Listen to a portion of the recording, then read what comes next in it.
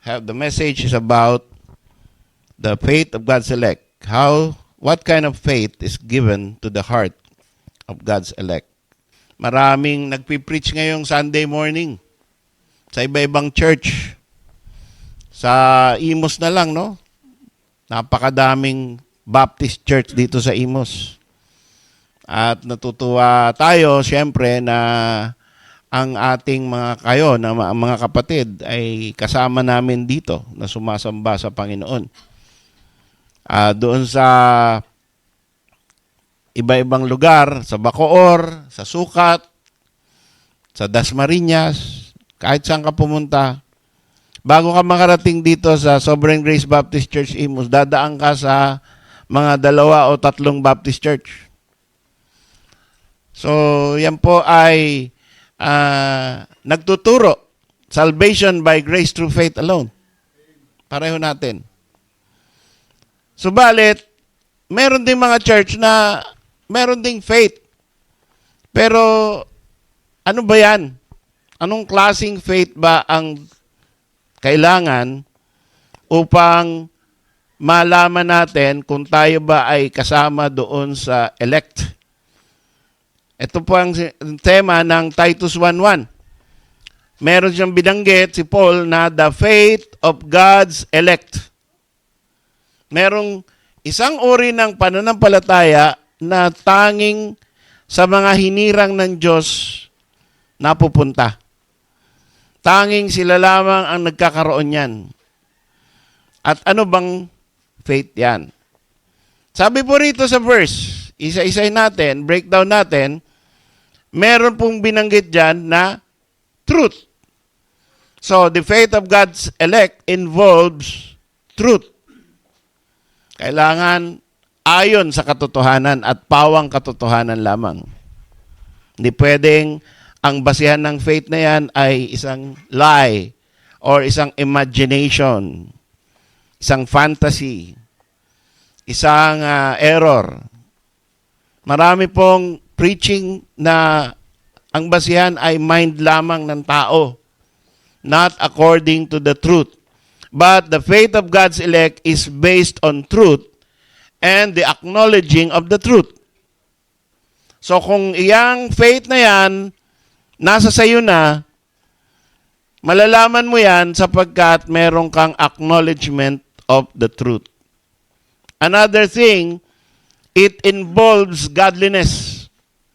So merong mga truth na kailangan nating totoo sa ating buhay, totoo sa ating panahon.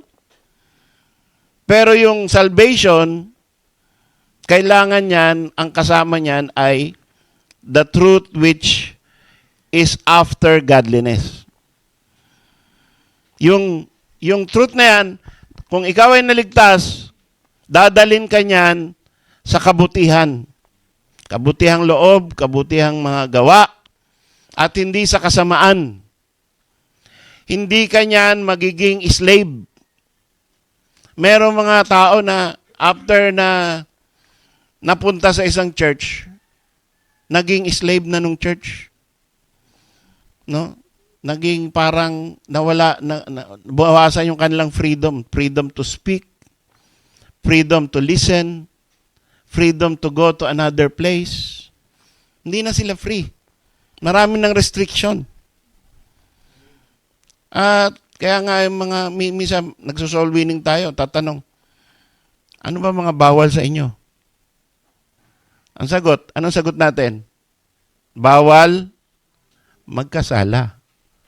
Hindi natin sasagutin, yung dinuguan, sigarilyo, alak, sumayaw, magsine. Hindi yan ang sagot. Kasi you are free. Diba? You are free in Christ. If the truth shall set you free, shall be free indeed. Christ shall set you free. So walang bawal. Ang bawal, magkasala. Oh. So paano malalaman? Di read the Word of God. Yun ang guidance mo. Hindi yung salita ng pastor. Hindi yung kung ano yung binawal.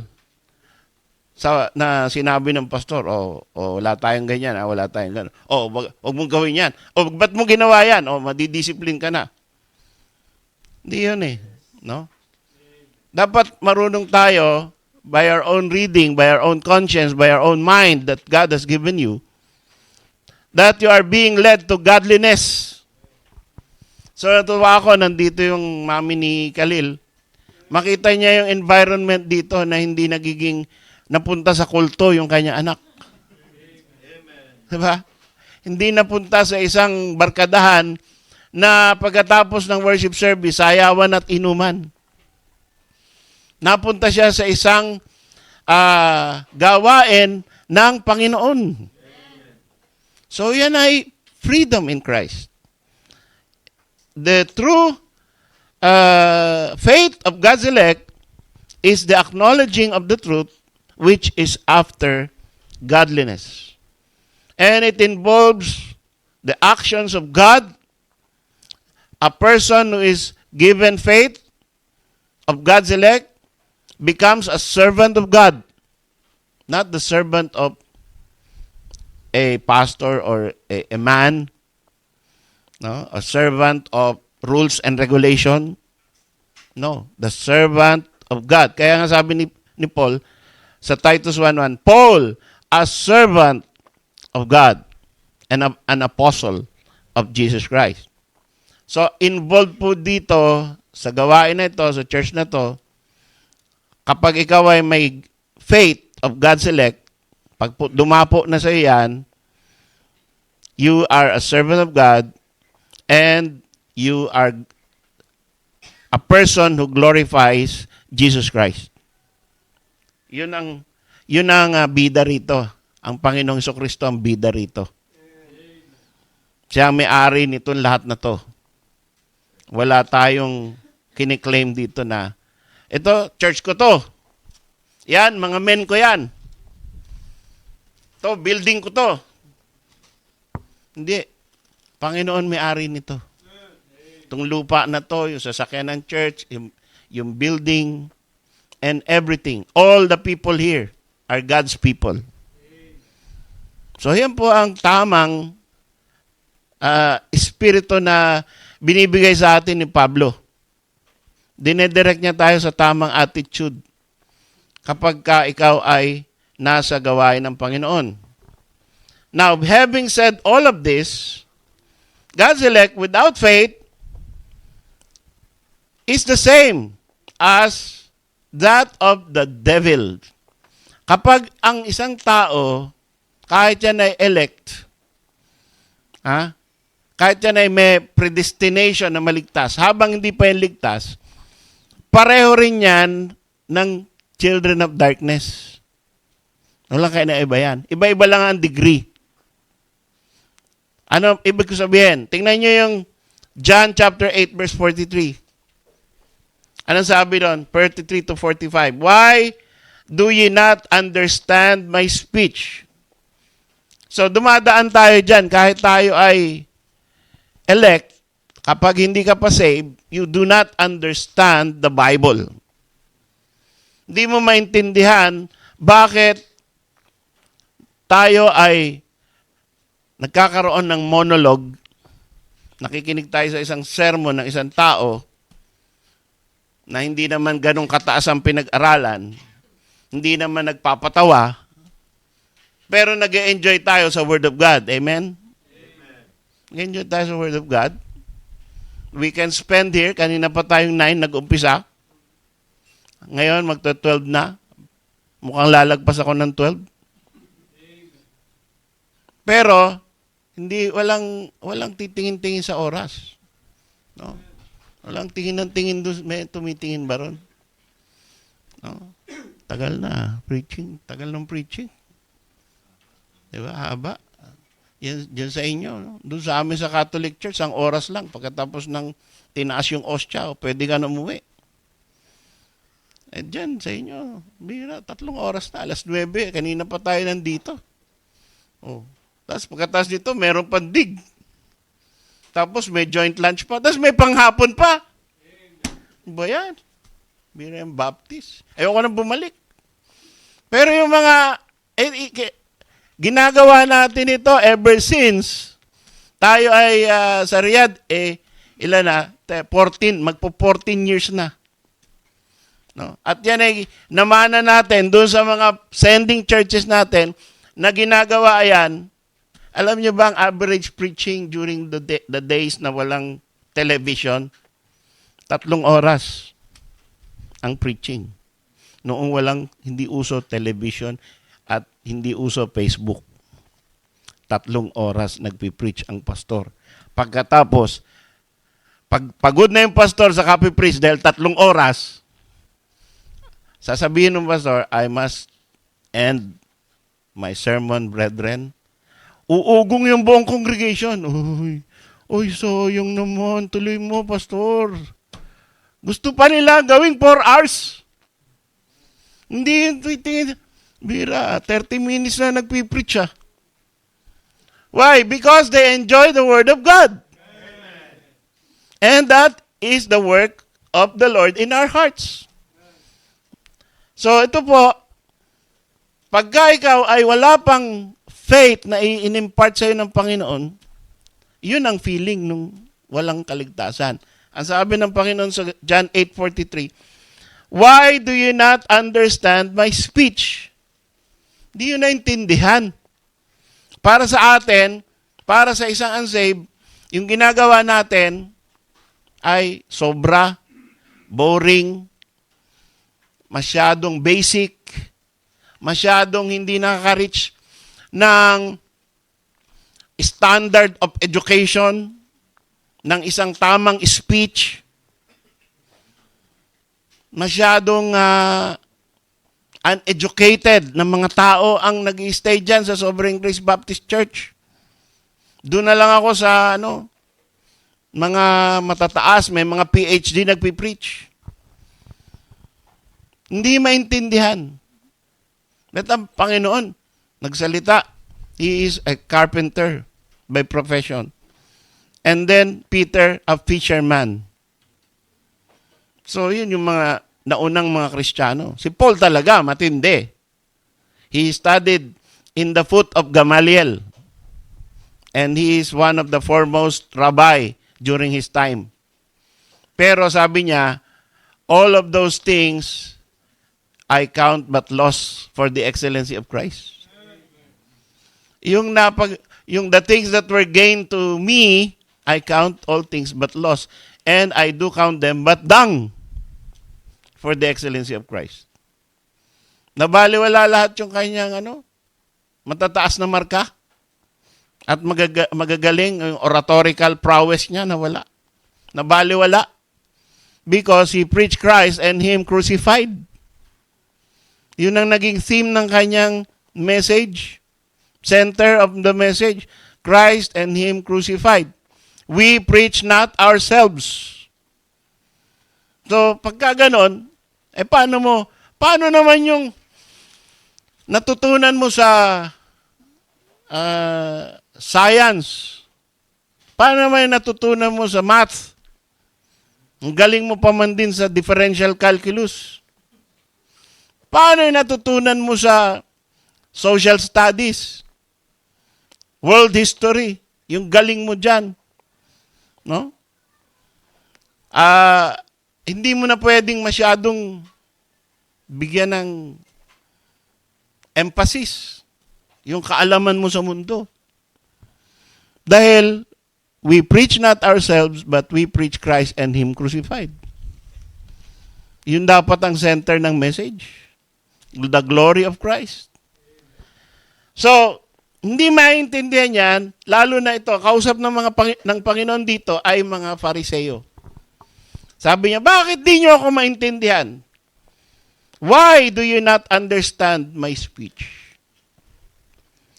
Even because you cannot hear my word.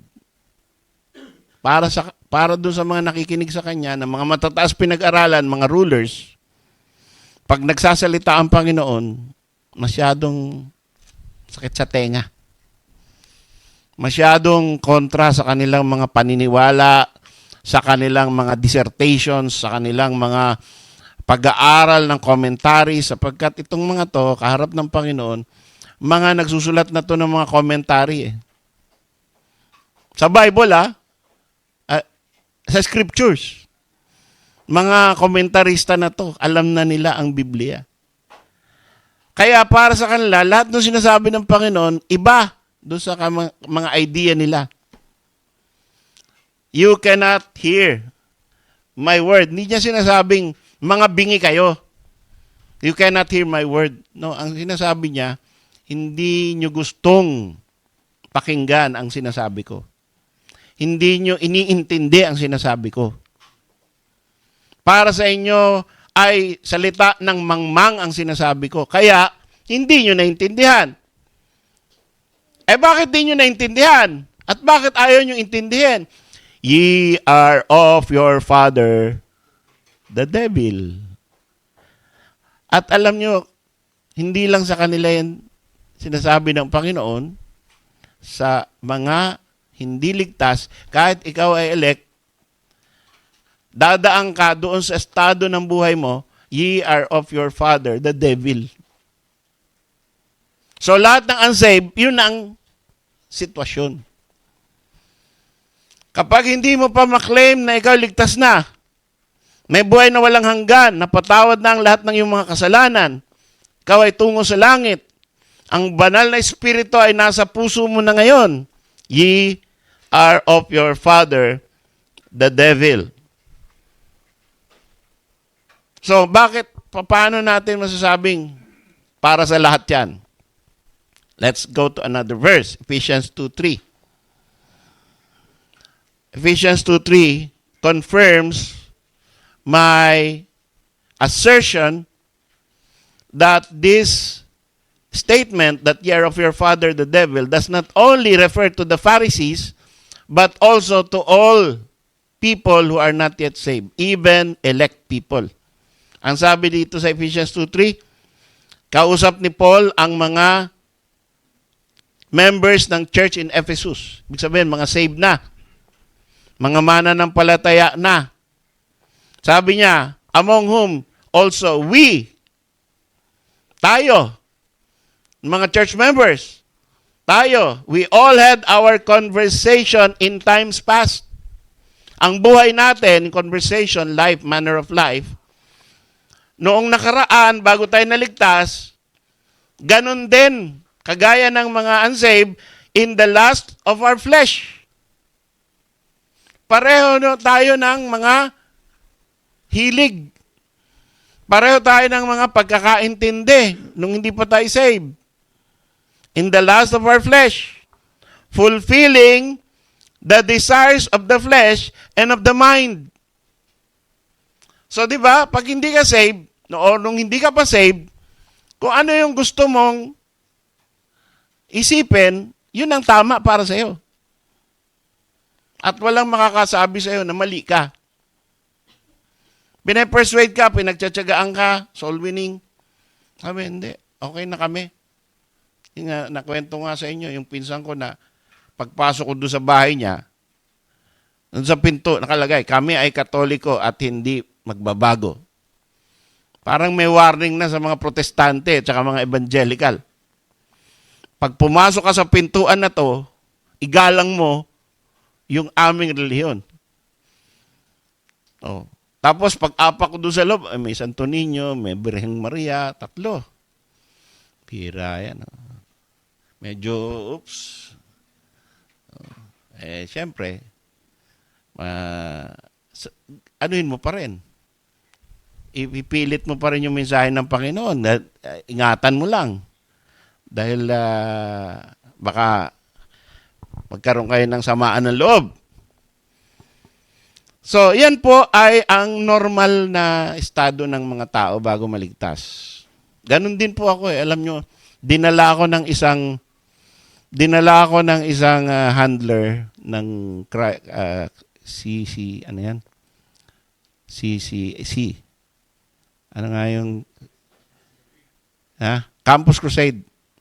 Campus Crusade. Yung Campus Crusade, nung high school ako, in-invite ako, may pupuntahan tayo. Punta kami sa Fairview. Fairview Baptist Church kay Pastor Umandap. Noon, hindi ko pa siya kilala noon. I was 16 years old. Pagpasok ko doon, bihira, sa Baptist Church pala ako dinala. Tapos, ang tingin ko, protestante. Of course, alam na natin ngayon na ang Baptist hindi protestante. Pero tingin ko lahat ng hindi Catholic, protestant. So sabi ko, pambihira. Pasong-paso ako doon sa loob. No? Tapos, ang daing Bible, ang daing libro. Sabi ko, mga poisonous books ito. Yun ang tingin ko sa mga libro. Poison. Yan orientation sa amin eh. Sa Santo Domingo Church. Tumira ako doon ng 3 months. So, ang orientation, those are poison. And therefore, you are fulfilling the desires of the flesh and of the mind. And ang sabi pa ng Ephesians 2:3, kayo na mga ligtas, ngayon, in times past, you were by nature the children of wrath. So, ligtas kayo ngayon, pero nung hindi kayo ligtas, kayo ay anak ng kapuotan. Dinaanan nyo yan. Kagaya rin kayo ng iba, even as others. So that is our past. But now we are in Christ, that is no longer the situation in our lives. And another one, Ephesians 5:6. Basahin niyo po Ephesians 5:6. Ano sabi? Let no man deceive you with vain words, for because of these things cometh the wrath of God upon the children of this. So that is another description. Children of wrath, you are of your father the devil, you are an unbeliever, you are a child of disobedience. So yan yung sitwasyon ng mga hindi ligtas. At dumaan tayo dyan dahil wala tayong faith na tama, the faith of God's elect. Hindi pa natin natatanggap yun. Pero ang tanong, kung ganyan tayo, bago tayo naligtas, paano tayo nakaahon? Diba? Parang ikaw ay nasa isang malalim na balon, walang tali, walang tubig. Ha? Tapos, hindi kasya yung, wala kang pag-asa talaga, kahit sumigaw ka, walang makakarinig sa'yo. Paano ka nakaakyat para maligtas ka? Ngayon, ang isa pang kondisyon ng mga hindi saved, habang nandun ka sa ilalim ng balon, nag-e-enjoy ka dun. Hindi mo alam na masamang sitwasyon mo. Di ba? You are in darkness, children of disobedience, children of the devil, and you enjoyed it. And you don't even know that you're in danger. So that is the situation of an unsaved. So the question is, how did you get out? How did you acquire that faith of God's elect? It has to be given. It has to be a gift. And therefore, we appreciate our God who gave us that faith. Hindi ka makakaahon eh. Diba? Meron sinabi nung may winitnessan yung isang soul winner ng dati kong church. Sabi, ma'am, magnanay din. Magnanay. Yung anak, naging member na ng church namin. So, binisita yung nanay kasi baka, syempre, baka yung nanay ay maligtas. Baka magkaroon ng consciousness about Christ, salvation. Ma'am, ito po kasi yung ba't yung ba sinama yung anak ko dyan? Ito po kasi ang aming mensahe. Ito yung mensahe ng Bible. Ay, nako. Huwag nyo na kaming idamay. Huwag nyo na kaming, pabayaan nyo na kami. Kung sa impyerno kami pupunta, at least sama-sama kami. Yung sinabi ng nanay. No? Para sa kanya, family unity is better than his son going to heaven. Ayaw niya sumama. So, yun po ay blindness, di ba? Blindness.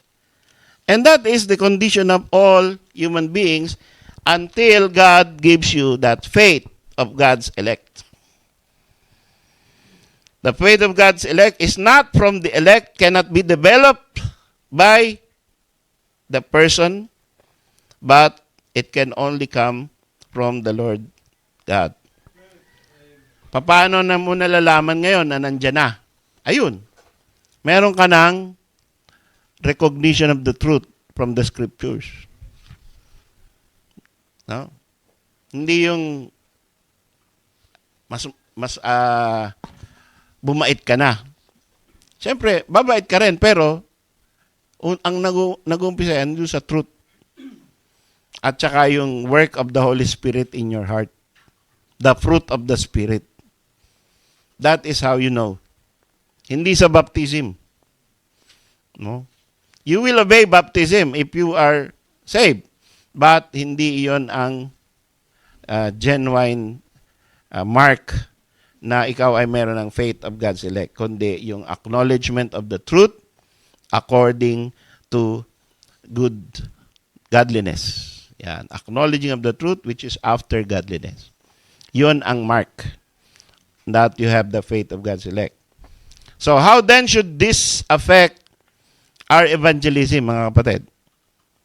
I'm talking now to people who are already saved and who should evangelize. Paano dapat maapektuhan ang ating pagbabahagi ng salita ng Diyos? Ngayon na alam mo na hindi pala ikaw naligtas dahil mas mabuti kang tao kaysa sa iba. Hindi pala yun ang dahilan kaya ka naligtas ng Panginoon.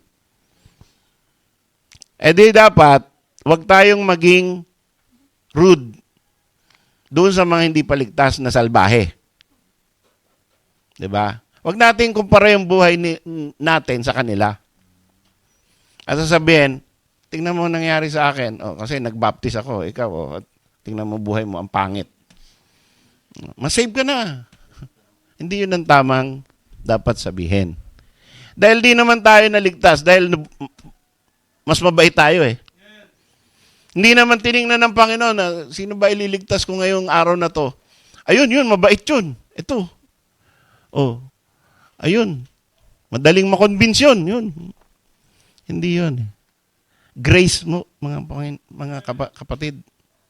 It's only by grace. Yung pinakamasama na tao ay pwedeng maligtas because God has mercy on him. So yun ang no? Huwag tayo maging rude sa mga tao na hindi kagaya natin yung ugali. 'Di ba? Dito dadaan tayo diyan, 'di ba? Pag dumadaan ka diyan, yung minsan mababangga mo, mapapaaway ka. Yung manok, pag nasagasaan mo yun, di away na yun. Oo. Di ba? Sa parking pa lang, mahirap na pagka may naharangan ka.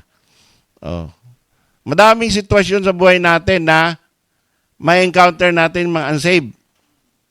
Tapos, makakalimutan mo na Kristiyano ka. Dahil nasa laman pa rin tayo eh. So pag nakalimutan mo Kristiyano ka, sabi mo, ito kasi papunta kang impyerno eh, makalangit ako eh. Diba?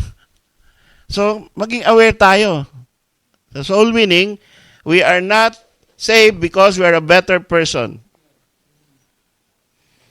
You're only better because of the faith given to you. Kaya ka gumanda ang iyong ugali, sana, no? Ay dahil sa binigyan ka na ng panampalataya ng Panginoon. No one is saved because you are more intelligent. Hindi ka ligtas dahil mas madali mong naintindihan yung gospel. Yung ang pinakamatatalino hindi nila makuha ang gospel. Dahil nga, hindi binubuksan ng Panginoon puso nila. Nasa Panginoon ang susi. Nandun sa faith of God's elect, na binibigay ng Panginoon ang susi para makuha mo yung katotohanan. So God has the key and it has to be given to you. Otherwise, you will remain in darkness. You will remain a child of disobedience, and you think you are in the truth already. No one is saved because he is better, more intelligent. Kaya wag nating, pag nagsusolving tayo, wag nating sasabihin, use your common sense naman. Ang dali-daling maintindihan yan. Si Kristo ang tagapagligtas, di mo maintindihan. Ano ba naman?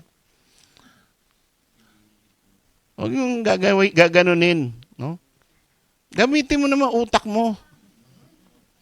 Diba? Merong mga ganong soul winner na napundi na talaga No? Ang bobo naman itong kausap ko. Diba?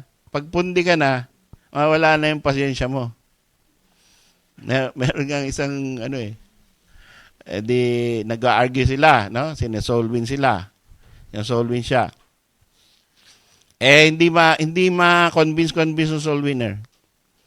Nakita nung isa na medyo maangas ang approach. Sabi niya, Mira, kanina pa nag-uusap to hindi matapos Pinuntahan. Sabi, Brad, sandali, makasabat lang ako. Ikaw, alam mo ba yung 7 kinds of repentance? O hindi pala Hindi mo alam 7 kinds of repentance. Di tumahimik ka na lang, tanggapin mo na ang Panginoon. Okay, baptize mo na yan. May mga gano'n, parang walang patience na soul winner. Huwag niyong gagawin sa wish program, Okay? So, we wait for the right time for God's time. Sometimes, nagtanim ka ng seed, nagpunta ka sa isang kaluluwa, pinaliwanag mo, hindi niya naintindihan. After 10 years, may ibang nagbahagi sa kanya, naintindihan na niya. At maaalala niya yung ginawa mo sa kanya. At gusto kanyang balikan. Nangyari sa akin yun. Meron ako estudyante sa Guzman. Dinadala ko sila sa church. Pero walang fruit. Walang After 10 years, nag-meet kami sa Facebook. Sabi, Sir, natandaan mo pa ba ako? Parang. Ano nga ba pangalan mo? Ako yung estudyante mo sa Guzman noon. Practical electricity. Dinadala mo kami sa church noon. Saved na ako, baptized na ako. Dito ako sa Kainta ngayon. Sabi ko, wow, praise God. Buti, may bunga rin pala yung yung pagbibigay ko ng +5, umattend lang. No? Sipin mo yun, daming +5 na pinamigay ko, umattend lang. Kinukuha ko pa sila ng jeep. Umuupa ako ng jeep sa Quiapo. Dadalhin sa Tatalon. So, meron at merong gagawin ng Panginoon at kung iba man ang makinabang na church, okay lang yun. Hindi kailangan na yung sinolwin mo, ikaw makinabang. So, yan po ang ginagawa ng Panginoon sa atin. Tayo dapat ay therefore maging patient. And that is a good soul winner. If you're patient, Ngayon, pagdating na yan, pag naligtas na ang mga tao, ito mangyayari. Psalm 119. Basahin to, ganda to. Let's all go to Psalm 119, verse 98 to 100. Ito sabi ni David. Ito actually psalm ito Psalm, ibig sabihin, ligtas na si David. Intindihan na niya ang kaligtasan. Kaya kumanta siya sa Panginoon. Thou through thy commandments hast made me wiser than mine enemies, for they are ever with me. For they are ever with me. Yun. Kanta yun. Baka hindi yung ibang tono ni David, pero kinanta ko na lang para naintindihan natin na ang Psalms kanta. So, anong sinasabi ni David in Psalm 119:98? Because of the commandments of God, because he reads the Word of God, no? From Genesis, nung panahon ni David, ay hanggang Chronicles pa lang, ang salita ng Diyos, wala pang Malakay, no? Wala pang New Testament. So, during the time, konti lang ang books of the Bible, pero yung mga commandments, yung tinatawag na Torah, binabasa ni David, five books of Moses, because he is always reading Genesis, Exodus, Leviticus, Numbers, Deuteronomy, he is wiser than his enemies. At that is the result of a person given the faith of God's elect. So, hindi ka sinave ng Panginoon dahil wise ka than your enemies. Pero oras na niligtas ka ng Panginoon, you will be wiser than your enemies. It's an effect. It's a result. I have more understanding than all my teachers, for thy testimonies are my meditation. I understand more than the ancients, because I keep thy precepts. So, yun ang effect sa atin. Dapat tayo ay mas nakakaintindi kaysa sa mga hindi nagbabasa ng Bible. Alam niyo yung effect ng mga pagbabasa ng Bible? Mas mahaba ang pasyensya mo kaysa rin sa mga hindi nagbabasa. No? Mahaba. Mahirap kang pikunin pagka ikaw ay palabasan ng Bible. Kasi nakita mo yung patience of Job. Di ba? Nakita mo yung long-suffering ng mga people of God and the long-suffering of God Himself. You are become familiar with how God dealt with men and how men dealt with other men. And you acquire all these qualities na nababasa mo sa scriptures. Kaya mas sumahaba ang pasensya mo. Hindi ka touchy. Yung konting kibot lang, outburst ka na. No? So, habang ikaw ay nagmamature, nag-grow, lalo na sa isang church setting, lalo ka nagkakaroon ng mas mahabang pasensya. Love suffereth long. Yan. Mahaba ang iyong, dahil sa pag-ibig ng Diyos na ibinigay sa iyo, mas mahaba ang tolerance level mo. No? Hindi ka agad pikon, hindi ka agad insecure, hindi ka agad galit. Sabi nga, not soon angry. Hindi agad galit. No? So, minsan, yung mga ganyang tao na take advantage of. Pero, di bale, meron namang Panginoon na naghihiganti. Di ba? So kahit, pag hindi mo pinagiganti yung sarili mo, Panginoon maghihiganti para sa iyo eh. So bakit mo unahan ng Panginoon? Di ba? Hiyaw ka lang sa Panginoon. Panginoon, no? Parang nagsusumbong ka sa tatay. Ugaliin natin yun, no? Magsumbong tayo sa ama natin. Imbis na confront mo kagad. Lalo na sa, di ba, sa traffic. Para ka nakakalalaki, ay! Tapos, umalis na, ang layo-layo na. Yung tao na yan, walang kwentang tao yan. Pag nakita ko ulit yan sa mall, hindi na yan naririnig.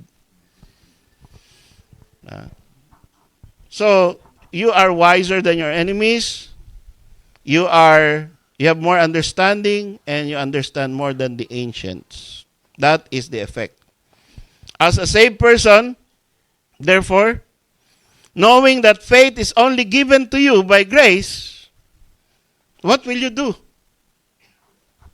Be thankful for that miracle of grace in your heart. Pasalamat ka. Hindi mo pala kayang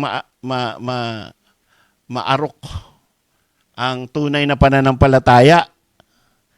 Hindi mo pala ma-acquire yung knowledge na yan sa iyong sarili lang. Kailangan pala kumilos ang Panginoon sa puso mo para ikaw magkaroon ng saving faith. E di pasalamatan mo, Panginoon, kung meron ka na. Dahil it is of God and not of your own selves. Be thankful for receiving it and be thankful that you are now wiser. Let's all stand.